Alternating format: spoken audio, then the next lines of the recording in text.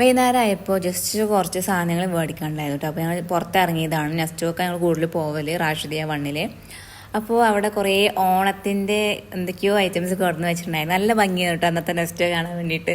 കുറേ പൂക്കളും വാഴൻ്റെലും ഇഷ്ടംപോലെ പച്ചക്കറികളായിട്ടൊക്കെ കേട്ടോ. അപ്പോൾ അവിടെ മുല്ലപ്പൂ അടക്കം അവിടെ കൊടുന്ന് വെച്ചിട്ടുണ്ട് കേട്ടോ. അതേപോലെ തന്നെ അവിയലിൻ്റെ കഷ്ണങ്ങളൊക്കെ അരിഞ്ഞതും ഉണ്ടായിരുന്നു കേട്ടോ. ഒന്ന് നോക്കുകയെന്ന് വെച്ചാൽ ഇവിടെ ആകുമ്പോൾ നമ്മൾ കൂടുതൽ മടിച്ചു പോകാൻ പറഞ്ഞാൽ ശരിയല്ലേ. കാരണം നമുക്ക് ചില ഐറ്റംസൊക്കെ നമുക്ക് അരിഞ്ഞ് ചെറുതാക്കി വെച്ച് നമുക്ക് തരുന്നുണ്ട് കേട്ടോ. പിന്നെ പഴത്തിൻ്റെ സെക്ഷനൊക്കെ നല്ല ഭംഗിയായിരുന്നു കേട്ടോ. പിന്നെ അതാ കുറച്ച് വെല്ലുവിളി എടുക്കാനുണ്ടായിരുന്നു.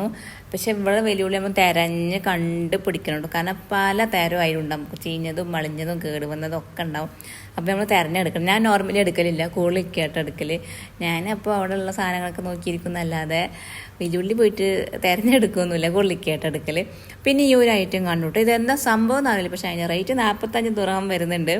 എന്തോ ഒരു ഇലയാണ്, എന്തിനു വേണ്ടി യൂസ് ചെയ്യണതാണ്. പിന്നെ ഈ കുഞ്ഞി തക്കാളിയുണ്ട്. ഈ കുഞ്ഞി തക്കാളിക്ക് 45 ദിർഹം. ഐ തിങ്ക് മേ ബി എന്തെങ്കിലും പ്രോട്ടീൻ ഫുഡോ എന്തെങ്കിലുമൊക്കെ ആയിരിക്കാം. പക്ഷേ ഇത്രയും കുഞ്ഞി തക്കാളിക്ക് 45 ദിർഹം എന്നൊക്കെ പറയുമ്പോൾ അല്ലേ, പക്ഷെ എന്തെങ്കിലും ഒരു സ്പെഷ്യൽ ഉണ്ടാവായിരിക്കാം. പിന്നെ അതേപോലെ തന്നെ ഞാൻ കണ്ടത് ഈ ഒരു ഇല. ഇത് ആക്ച്വലി നമ്മുടെ നാട്ടിൽ നാരങ്ങയുടെ ഇലയാണ്. അതിന് 69 ദിർഹം.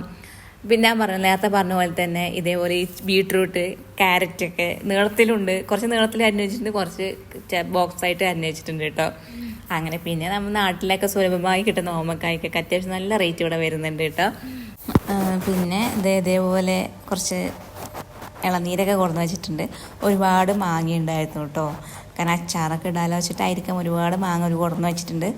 അപ്പോൾ ഇത്രയൊക്കെ ഉള്ളൂ കേട്ടോ ഇന്നത്തെ ഓണത്തിൻ്റെ നെക്സ്റ്റ് വിശേഷം. ഇനിയും കുറേ വീഡിയോസ് ആയിട്ട് ഞാൻ വരുന്നതായിരിക്കും.